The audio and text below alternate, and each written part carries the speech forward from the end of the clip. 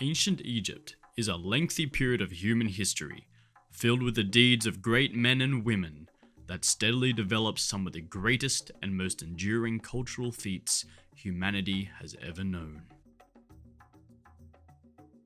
The divine kings and queens of Egypt occupy most memory when we try to remember those who have left the heaviest footprints. The dry and arid deserts of Egypt preserves many fragmented pieces of lives lived here, though it was seldom a place where the layman could cement their impression to time, as even the most colossal, ingenious, and well-hidden remains have been worn away by the grit of the sand, the sting of the sun, and the greed of many men. You're too late! You'll never find it now! One figure does not stand too far outside the privileged and remembered lives of kings and queens, but has a name remembered and still affectionately reminisced: Khaemwaset. Prince, scholar, priest, magician, and Egypt's very first Egyptologist. My name is Nova, and this is the life of a prince who reconnected Egypt to its revered past and inadvertently created a legend in the process. Here we are at the tail end of the New Kingdom period. The entirety of the New Kingdom period is fondly remembered for the long and prosperous reigns of Hatshepsut, Thutmose III, and Amenhotep III. They all had a hand in significant political, cultural, and technological advances, while also playing part in some of the most memorable military battles. It is also a time of societal turmoil, with the religious and social reforms of Akhenaten and wife Nefertiti, as well as the plague of invading sea peoples displaced by climate change that led to the collapse of the Bronze Age. Our protagonist lives a spoiled life shortly before this slow decline, at the height of Egypt's Golden Age, as the son of what would be the legendary builder pharaoh, Ramesses II. The prince was born by Ramesses' second great wife, Isetnofret. He was the fourth child in a line that would add up to 48 to 50 sons, and potentially over 100 if you include his daughters. His young life was under the rule of his grandfather, Seti I, who ruled for roughly 10 years, ending in 1279 BCE. During the short-term rule of Seti I, Khaemwaset is known to have accompanied his father on at least 2 military campaigns. One shown here in a scene in the temple Beit Dawali in Nubia, and another in Syria, depicted on the wall within the Hypostyle Hall of the Ramesseum west of Thebes. He would have been just a baby boy of 4 or 5 when he was first exposed to the horrors of war. Though the passion of conquest and the spoils of war did not seduce the young prince, as he entered the priesthood of Ptah at Memphis. Ptah was the patron god of builders and craftsmen, a point very relevant as we'll see later. This dwarfed, green, naked, and deformed deity was incredibly popular in the New Kingdom, and his popularity grew as Egypt rolled into the late period. Eventually, Khaemwaset was installed as a Sem-priest of Ptah, just in time for the burial of the Apis bull of his father's year, 16. Now, this is a significant point in Khaemwaset's life. The Apis bull is the chief responsibility of the Ptah priesthood, as the god Ptah himself was believed to be reincarnated into this animal. The Apis bull characterized revered Egyptian traits, such as strength and of courage. Therefore, it was linked to kingship as well as also being an important facet of it. Trying to teach you science. Now, as a herald of Ptah, Khaemwaset was maintaining the revered status of his father from a young age. Additionally, his role of a priest and of a prince required he devote his time to study and also rigorously train his body. It is easy to see then that Khaemwaset's youth would have been active in both a physical and an intellectual sense. At the age of 32, at around 1249 BCE, Khaemwaset is attested to have finally become the High Priest of Ptah at Memphis. As the Big Cheese, he was entrusted with an array of duties that included overseeing festivals, officiating funerals, and maintaining the god's statues and other monuments. Arguably, his most important responsibility was that now he had to locate which bull was Ptah incarnate. Alright everybody, stop the search parties. I've got him. There he is. Of all these responsibilities, Khaemwaset is remembered mostly for the latter, as a man who cared for and restored many structures of the distant past. One of his first innovations came by his realization that the burial of the Apis bull was unsuitable for honoring the great god Ptah in all of his glory. The remodeling of the Apis burials in Serapeum is his best preserved display of innovation and passion, and is enjoyed by modern tourists even today. It was probably during this time that Khaemwaset realized everything was super old, dusty, and decrepit. Future's now, old man. The Old Kingdom sites at Giza would have been ancient to even the Egyptians of this age.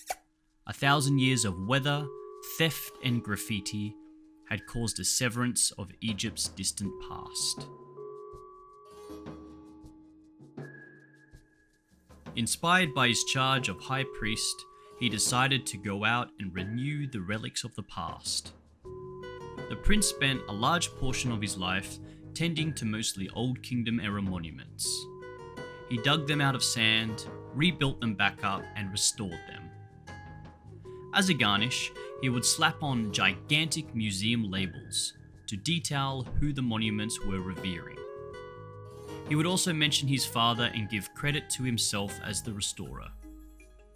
Khaemwaset's enthusiasm for the past meant that its remains saw a brief period of revival, with building projects and restorations ongoing for decades. For these achievements, he is known as Egypt's first Egyptologist. His efforts have brought great ease on the scholarly pursuit of knowledge in ancient Egypt by making finds so easy to identify. Sand seems to get in every pore of one's body.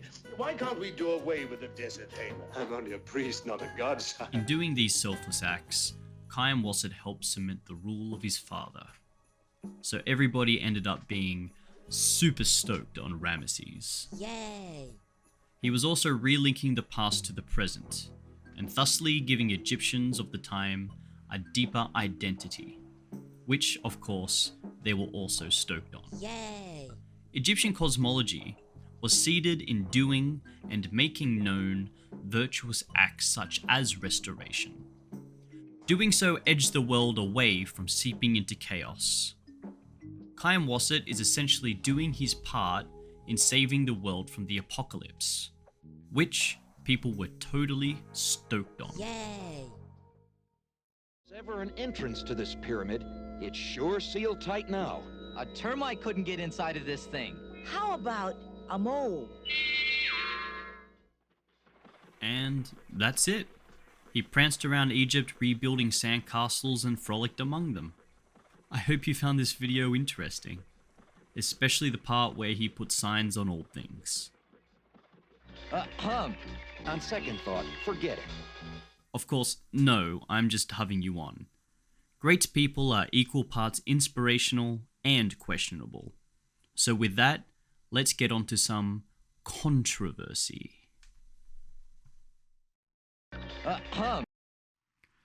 Everyone had been super stoked on Khaemwaset for a millennia. Up until around 1991, when two researchers excavated a site known to be Khaemwaset's own monument. They dug and shifted around, and they weren't really too sure what they found at the time, and yet it eventuated in creating a division among historians. Khaemwaset's own monument had been extensively recycling Old Kingdom remains in order to build itself. Khaemwaset had been exploiting these sites he so aptly claimed to be preserving against such recycling. For historians, especially those in fields of conservation, it was the equivalent of hearing that Stephen Hawking was always able to walk, that he was faking it the whole time, and using those able-bodied legs to kick kittens while no one else was watching. The contrast of the deeds written and the acts performed create a complex and interesting character for Khaemwaset.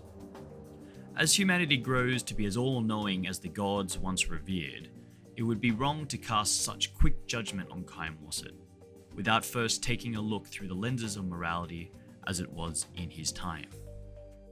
In the New Kingdom, especially in the Ramesside period, good moral action, such as proper public and ritual life, was taken to debatably the highest levels of importance than any other period in ancient Egypt. Morality, as it was in the Egyptian perspective, was linked to the cosmos and was eternally on a sliding scale back to a natural form of chaos. As the arbiter of Ma'at, the goddess and embodiment of Egyptian morality, the king was expected to uphold these virtues and apply them to family, the community, the nation, the environment, and the gods. Therefore, we can add credence in the argument that Khaemwaset was working as an agent for his father in some degree to satiate the gods and bring stability to Egypt and its current ruling body. Come the Ramesside period, the concept of personal piety had begun to take hold. This was the idea that priests were not wholly necessary in order to commune with the gods. The individual could take charge and do it themselves. However, this came with the caveat that whatever you wanted must be written down in order for its positive effects to incur. Stellars and mortuary biographies state all the good one did in their life, but the gods of ancient Egypt were not so omniscient, as they required to have written accounts of whether a debt was paid to them, if a prayer needed hearing, or if a person was morally just in their life, so that they may be judged accordingly. So then, with this being said, and the evidence is presented to us, what can we really say about the past deeds of Khaemwaset? Maybe they're just a statement of true piety, while a methodological cultivation of propaganda and a personal mythology took place behind the scenes as he exploited past monuments and purposely neglected to mention it. If we head back to the burials at Serapeum, we can thrust one more damning nail into his coffin. It is often noted by heartbroken historians that Khaemwaset had mentioned that the burials prior to his renovation were kinda lame, thus springboarding the argument further that someone who actually likes old stuff wouldn't say mean things about them, and doing so makes him kind of a jackass.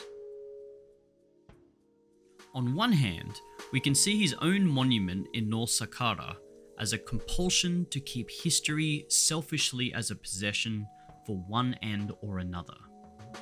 But on the other hand, to decorate his own monument in such an archaic fashion shows a burning passion in Khaemwaset. I look at that amazing stuff there, and I look at this pile of shit in here. That he wanted the splendor of the past diffused in the present so that it becomes one with the time in which he lived.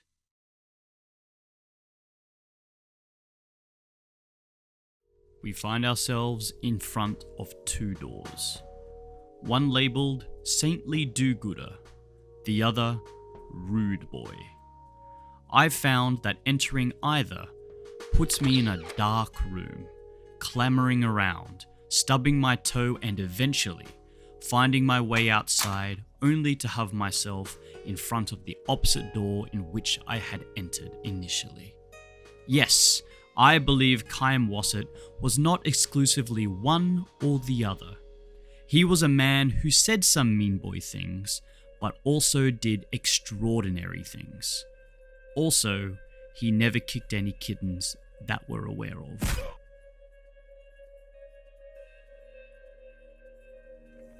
And then Khaemwaset just straight up died. The crown prince joined a long list of Ramesses' sons who died too early to assume the king's tremendously vigorous rule.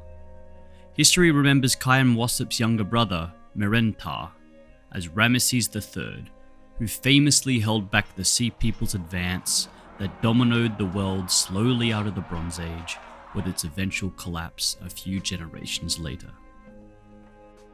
They also reckon they found Khaemwaset's body, but they also blew it up with dynamite, so who really knows. Khaemwaset, no doubt a controversial figure, cemented his impression to time. Though we are not quite done just yet. Khaemwaset's memory lived on in antiquity, and his mythology accumulated over time. In the next video, we will discuss the literary magician adventurer that spawned out of his legend, Setna Khaemwas. This is the first video in a series that explores themes and characters throughout history. If you liked the video, consider subscribing. Thanks for watching.